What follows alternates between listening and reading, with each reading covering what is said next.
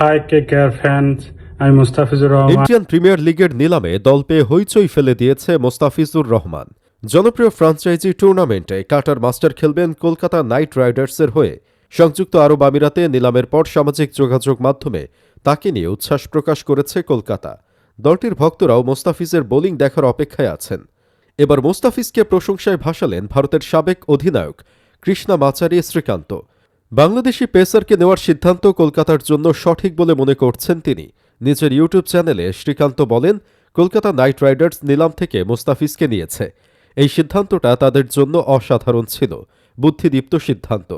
2026 আইপিএলের নিলামটা চমক হয়ে থাকল মোস্তাফিজের জন্য। প্রথম সেটে নাম না উঠলেও পরবর্তীতে রেকর্ড 9 কোটি 20 লাখ রুপিতে তারকা পেসারকে দলে টেনেছে কলকাতা। চেন্নাই সুপার কিংসের সঙ্গে কাড়াকাড়ির পর মোস্তাফিজকে পেয়েছে তারা। 2016 সালে সানরাইজার্স হায়দ্রাবাদ দিয়ে আইপিএলে অভিষেক হয় মোস্তাফিজের। সে আসরে সেরা উদীয়মান ক্রিকেটারের পুরস্কার জেতেন তিনি। এরপর Mumbai Indians, Rajasthan Royals, Delhi Capitals ও চেন্নাই সুপার কিংসের হয়ে খেলেছেন। কলকাতা আইপিএলে তার ষষ্ঠ ফ্রাঞ্চাইজি। বিশ্বের সবচেয়ে বড় ফ্রাঞ্চাইজি টুর্নামেন্টটিতে এখন পর্যন্ত 60টি ম্যাচ খেলেছেন মোস্তাফিজ। বল হাতে নিয়েছেন 65 উইকেট, বোলিং গড় 28.44 এবং স্ট্রাইক রেট 8.13। মোস্তাফিজ ছাড়াও মাথিসা পাতিরানাকে নিয়েছে কলকাতা। এই লঙ্কান পেসারের জন্য তাদের খরচ হয়েছে 18 কোটি রুপি।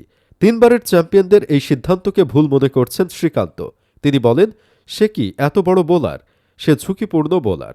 ব্রাভোর উপস্থিতিতে কলকাতা তাকে নেবে এটা অনুমান করা যাচ্ছিল, কিন্তু তার দাম দেখে সবাই অবাক হয়েছে।